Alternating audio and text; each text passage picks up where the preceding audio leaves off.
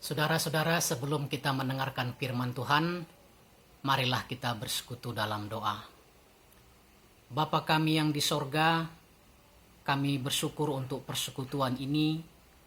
Kami boleh bersama-sama dengan keluarga, memuji dan memuliakan nama-Mu. Saat kami akan mendengarkan firman-Mu, firman bagi hidup kami dan keluarga kami, kiranya Roh-Mu yang kudus menyertai dan membimbing kami. Kami boleh kiranya paham, mengerti akan kebenaran firman-Mu, menyukakan hati kami, dan membawa kami ke dalam jalan-Mu yang benar. Di dalam nama Yesus Kristus, kami berdoa kepadamu. Amin.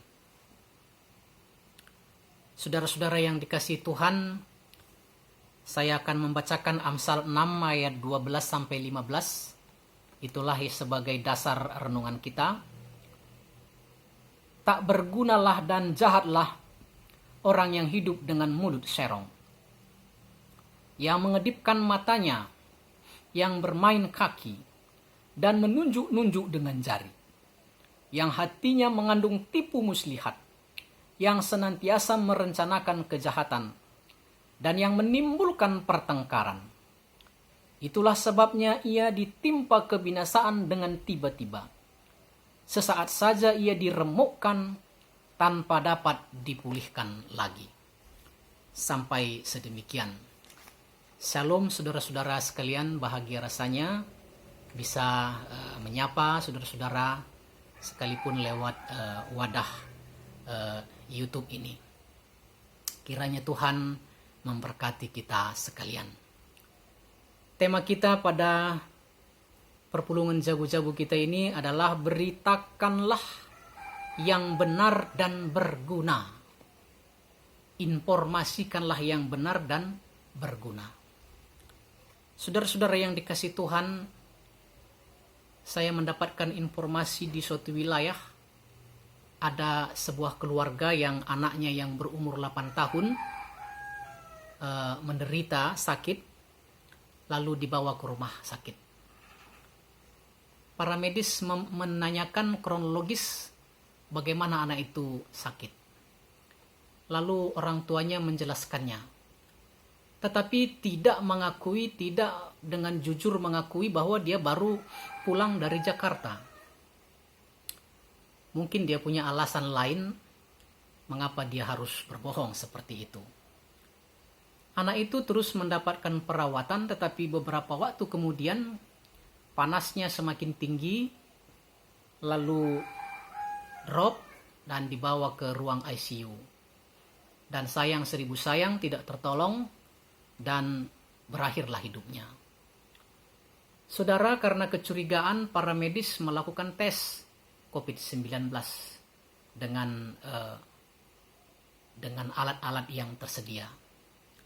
Dan akhirnya diketahui anak itu menderita COVID-19 secara positif. Alangkah terkejutnya semua pihak, bahkan juga orang tua dan rumah sakit itu, melihat kenyataan anak itu terkena COVID-19. Seluruh para medis yang menanganinya dalam kondisi orang dalam pengawasan. Keluarga juga harus dikarantina. Rumah sakit itu semua yang bertugas di situ dalam kekhawatiran. Pasien-pasien yang lain apalagi. Mereka juga takut kalau virus itu akan mengenai mereka juga. Jadi kebohongan satu orang itu menimbulkan kekacauan, menimbulkan ketakutan di sekitarnya. Itulah yang kita bisa lihat dari cerita itu. Dan hari ini, nats renungan kita mengingatkan kita betapa kita itu berbahayanya kalau kita berbohong. Ya, bagaimana berbahayanya kita kalau berbohong. Bahwa berbohong itu, saudara-saudara, kalau kita perhatikan dalam Yohanes pasal 8 ayat yang ke-44, mungkin saudara akan ikut terkejut mendengarnya. Dikatakan Yohanes 8 ayat 44, iblislah yang menjadi bapamu dan kamu ingin melakukan keinginan-keinginan bapamu. Ia adalah pembunuh manusia sejak semula dan tidak hidup dalam kebenaran. Sebab di dalam dia tidak ada kebenaran. Apabila ia berkata dusta, ia berkata atas kehendaknya sendiri. Sebab ia adalah pendusta dan bapa segala dusta. Saudara-saudara, berbohong atau berdusta ini lewat Yohanes 8 ayat 44 adalah sebenarnya sifat karakter iblis. Iblis adalah bapa pendusta. Berarti orang-orang yang berdusta, mereka adalah anak-anak iblis atau setidaknya sudah belajar menjadi anak iblis. Iblis adalah yang jahat. Karena itu saudara-saudara yang dikasihi Tuhan, kita harus mengetahui bahwa bohong itu adalah domain iblis. Bohong itu berarti kita sudah berada dalam pemerintahan iblis. Jadi kita harus hati-hati. Dan orang yang sudah dikuasai oleh iblis, oleh si jahat, maka seluruh indera-inderanya pun dipergunakan untuk melakukan yang jahat. Ya. Kalau kita perhatikan tadi mulai ayat 12, tak bergunalah dan jahatlah orang yang hidup dengan mulut serong. Mulutnya dipergunakan untuk serong, untuk berdusta, untuk memberitakan berita yang hoax, yang palsu. Ya. Ayat 13, yang mengedipkan matanya dan bermain kaki dan menunjuk-nunjuk dengan jari. Saudara, matanya, kakinya dan jarinya juga dipakai untuk menipu, untuk melakukan pekerjaan-pekerjaan yang jahat, yang menyakitkan, yang membuat suasana jadi gaduh. Ya, jadi mulut dipakai untuk jahat, mata, kaki, jari. 14. Yang hatinya mengandung tipu muslihat, yang senantiasa merencanakan kejahatan dan menimbulkan pertengkaran. Saudara-saudara, pikirannya juga dipakai untuk merancangkan pekerjaan-pekerjaan yang jahat. Dan hasilnya apa? Menimbulkan pertengkaran, kegaduhan. Jadi begitulah kalau bapaknya iblis, maka seluruh tubuhnya, seluruh indera-inderanya dipakai juga untuk melakukan apa yang dikehendaki iblis, yaitu membunuh sejak awal, katanya tadi. Ya, apakah dengan cara halus dan kasar? Iblis sejak awal adalah pembunuh, pendusta. Nah, siapa yang ingin berdusta, siapa yang melakukan pendusta, siapa yang melakukan dusta, mereka sebenarnya adalah bagian dari iblis. Yang hidupnya dengan seluruh bagian tubuhnya, dengan seluruh indera-inderanya, dia pakai untuk membunuh dan melakukan kejahatan dan pertengkaran, saudara-saudara. Nah, inilah mengapa orang lain melakukan bohong, melakukan kejahatan, karena mereka sebenarnya telah terjerat dengan iblis. Dan dikatakan pada ayat 15 yang perlu kita perhatikan juga, itulah sebabnya ia ditimpa kebinasaan dengan tiba-tiba, sesaat saja ia diremukkan tanpa bisa dipulihkan lagi. Dan celakanya saudara-saudara, orang yang jahat itu, orang yang berbohong, mulutnya serong itu, ya, mereka pada akhirnya akan ditimpa oleh hukuman, mereka diremukkan, mereka binasa dengan tiba-tiba, dan tidak bisa dipulihkan lagi. Nah, dengan menjelaskan ini semua, penulis Amsal, orang yang bijaksana yang diberikan Tuhan hikmat kepadanya, mengingatkan kita betapa itu berbahayanya melakukan kejahatan, melakukan pembohongan, melakukan mulut serong. Itu akan berakhir dengan kecelakaan, kebinasaan, dan tidak bisa dipulihkan lagi jikalau kita tidak mau bertobat. Nah, tentu dengan ini semua, penulis Amsal mengingatkan kita supaya jangan berjalan dalam jalan orang jahat, tapi sebaliknya supaya kita berjalan dalam jalan hikmat, jalan Tuhan, yaitu dengan takut akan Tuhan. Itulah yang mewarnai pola pikir kita, mewarnai indera-indera kita, sehingga seluruh tubuh kita pergunakan untuk kemuliaan Tuhan. Saudara-saudara, tema kita pada hari ini adalah beritakanlah yang benar dan yang berguna. Ini berkaitan dengan IT, informasi teknologi atau teknologi informasi, dan juga etika Kristen. Kita bersyukur saudara-saudara yang dikasihi Tuhan, betapa kita dikasihi Tuhan kemampuan untuk menggunakan teknologi informasi. Sekarang begitu banyak sekali teknologi informasi yang bisa kita pakai, itu sangat menolong hidup manusia. Dalam berkomunikasi, kita boleh berkomunikasi dengan siapa saja, di mana saja, di seluruh muka bumi ini, sepanjang ada signal. Ya, di mana saja kita bisa berkomunikasi, kemana saja. Alangkah bersyukurnya, saudara-saudara. Ya, dengan teknologi informasi kita bisa bekerja dari rumah, memakai internet, memakai Twitter, Instagram, atau program-program lainnya. Dengan Zoom, ya, kita bisa berseminar, kita bisa mendapatkan informasi, kita bisa men-share informasi. Ya, kita bisa bekerja dari rumah, ya. Kita bisa berbisnis dari rumah, bahkan kita bisa memberitakan kabar baik dari rumah.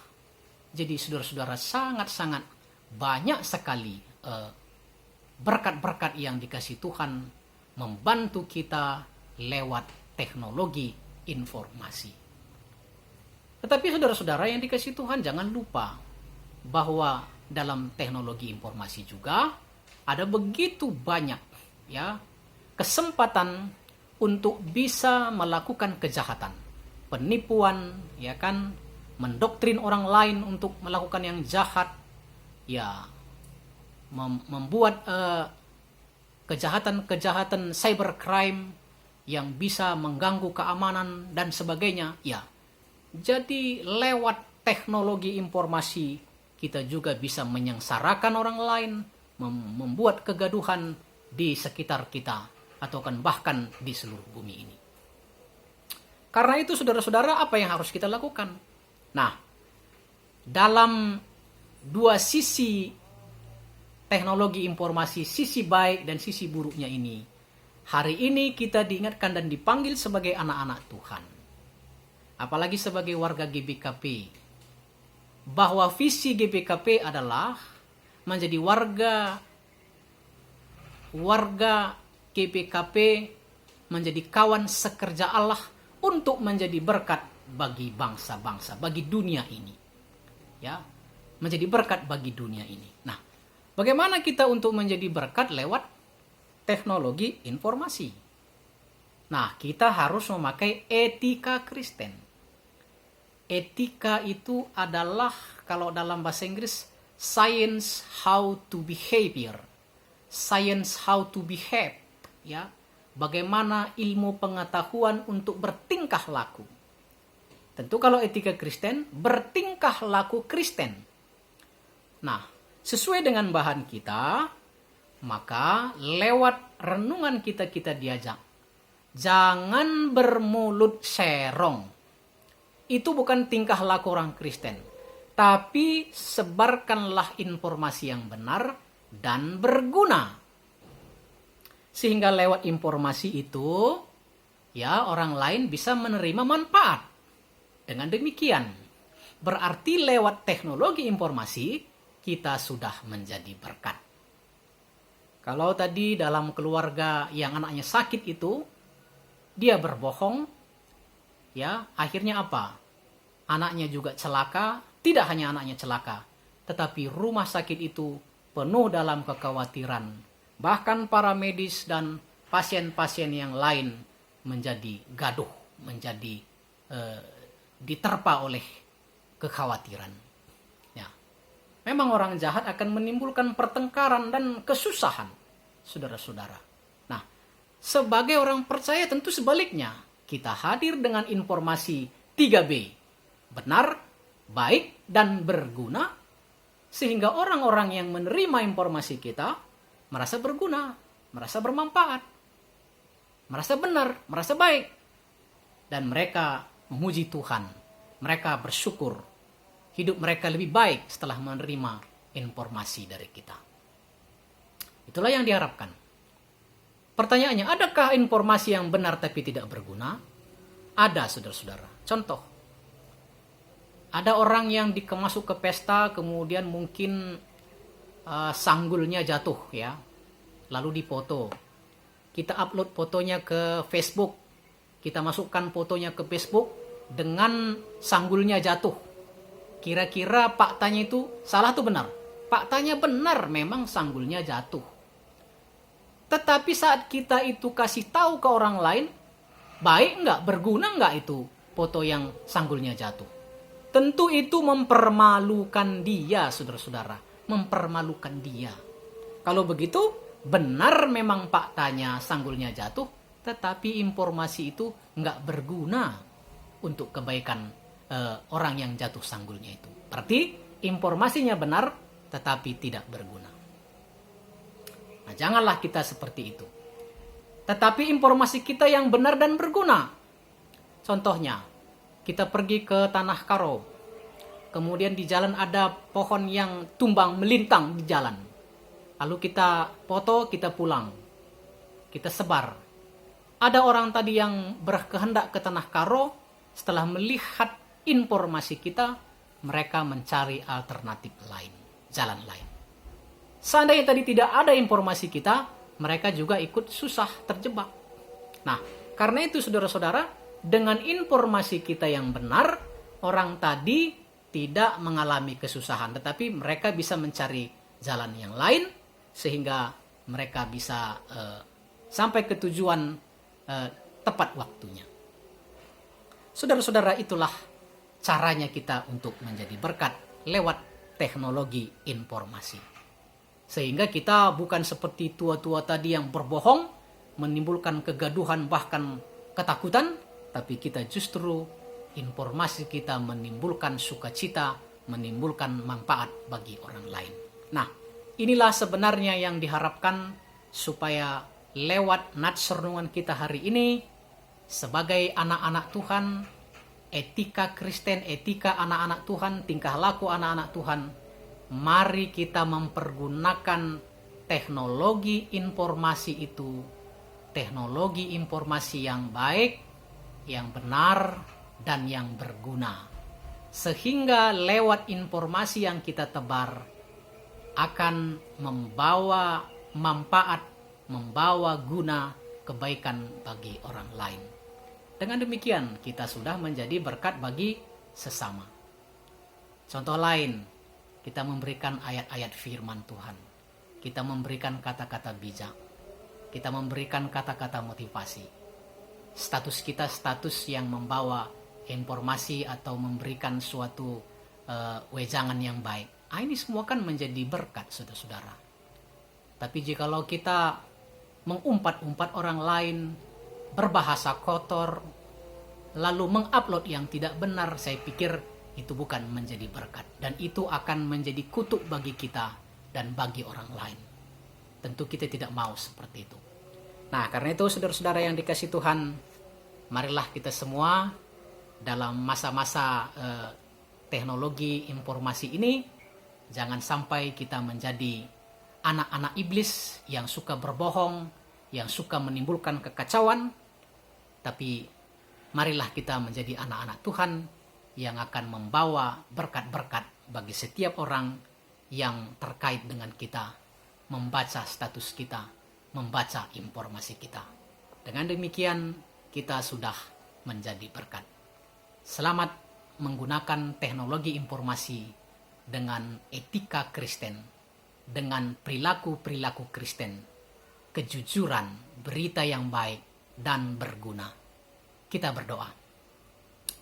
Bapa di sorga, terima kasih atas firman-Mu yang mengingatkan kami dalam kami mempergunakan teknologi informasi agar kami memperlakukannya sesuai dengan tingkah laku orang-orang percaya, sesuai dengan sifat-sifat orang percaya yang membawa berkat bagi siapapun, bagi orang manapun, dimanapun. Dengan demikian Tuhan, lewat kami menggunakan teknologi informasi, kami menjadi anak-anak-Mu, membawa berkat bagi sesama. Kami berdoa buat seluruh anak-anak Tuhan yang hidup dalam teknologi informasi, yang hidup dari jasa-jasa teknologi informasi. Kiranya Tuhan mengarahkan mereka supaya menggunakan teknologi informasi untuk kebaikan, untuk kebenaran. Bapa di sorga, kami berdoa untuk orang tua kami yang sudah lansia, dimanapun mereka berada, berkati mereka, berkati kesehatan mereka, biarlah mereka juga bisa menjadi berkat bagi kemuliaan nama Tuhan. Biarlah kami sekalian juga yang bekerja, yang beraktivitas apapun profesi kami, pekerjaan kami, apalagi yang bersentuhan dengan teknologi, biarlah kami mempergunakannya dengan takut akan Tuhan, dengan informasi yang benar, sehingga hidup dan pekerjaan kami menjadi berkat. Cukupkanlah apa yang perlu bagi kami juga ya Tuhan. Dan anak-anak kami yang sekolah dari fase awal sampai perguruan tinggi, kiranya Tuhan memberkati mereka supaya mereka juga berhikmat dalam melakukan pelajaran mereka. Pemerintahan kami, Bapak Presiden, Wakil Presiden, dan jajarannya, seluruh pemerintahan, yudikatif, eksekutif, legislatif, aparat keamanan, kiranya Tuhan memberkati supaya mereka juga boleh melakukan tugasnya dengan baik dan benar, sehingga bangsa ini akan secepatnya keluar dari masalah COVID-19 ini. Terutama mereka yang bekerja pada dunia kesehatan, kiranya Tuhan menopang mereka, melindungi mereka, menjadi alat-Mu untuk menjadi berkat. Inilah doa kami Tuhan, berkatilah kami semua bersama-sama seluruh isi keluarga kami. Dalam nama Yesus kami berdoa. Amin.